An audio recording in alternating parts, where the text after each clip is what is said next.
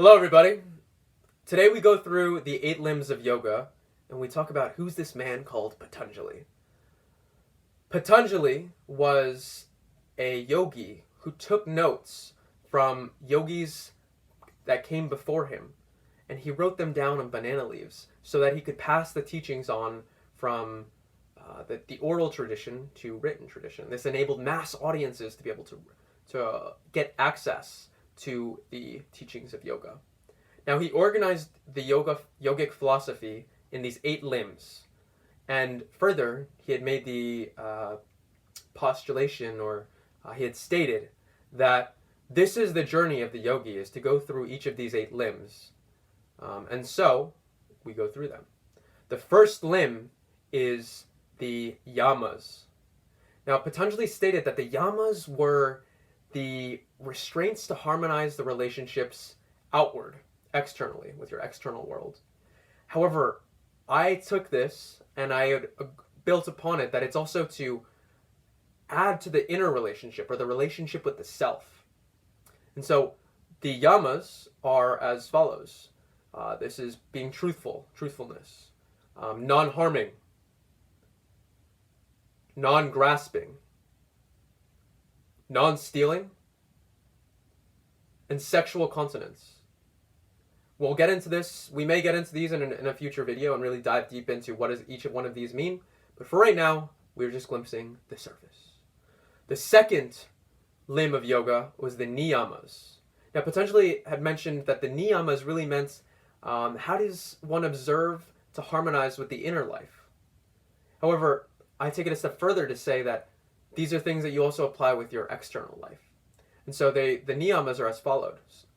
The cleanliness, being cleanly. This is also being austere or plain. Studying scriptures. Devoting to the self. And lastly, it's the feeling of contentment, or being content. The third limb that Patanjali had laid out was the asanas. Now, this is what most people know as yoga, is that like, oh, I see yoga, you do all these stretching, these poses and whatnot. But no, this is the third limb of yoga.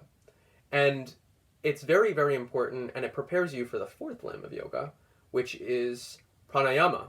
Now, the third and the fourth limb kind of go hand in hand. Pranayama is using the breath and the control of the breath to control life force energy. This is a really key topic in yoga, is the idea of prana. This is life force energy that runs through everything around us. And so by controlling our breath, we're able to control our life force energy. And this is why yogis are very well known for their breathing patterns. The fifth limb of yoga is pratyahara. And pratyahara refers to the withdrawal of the senses. Now, when Patanjali meant this, and if some of you practice yoga itself, hot yoga particularly, you'll notice that the room is super hot. You'll feel the moisture on your skin. You'll feel the beads of sweat coming down your nose and your eyes. Maybe the salt burns your eyes and you get a little taste of salt. And the whole idea of this is that you remove yourself. You recognize that the body is different from the self. And such that by withdrawing from the senses, you're able to recognize that you aren't the body. Rather, you are something completely and entirely different. Or maybe you're not. The sixth limb of yoga is dharana. Now, this refers to binding of the mind and concentration. Throughout a yogic practice, or throughout a practice itself, it's one may recognize that the mind is really focused on connecting with the body. And so this is what dharana is gets at, is that concentration on the task at hand. The seventh limb of yoga is dhyana, and this refers to reflection or meditation.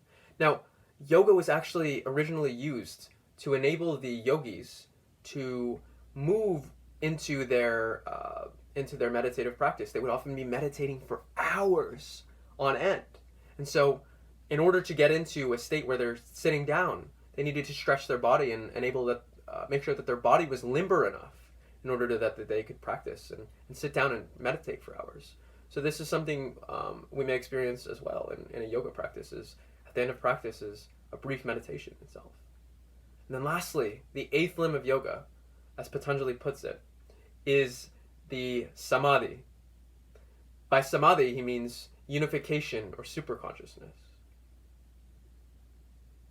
Unification and superconsciousness refers to the end of a practice, one may experience the connectedness completely with the inner self, and those around.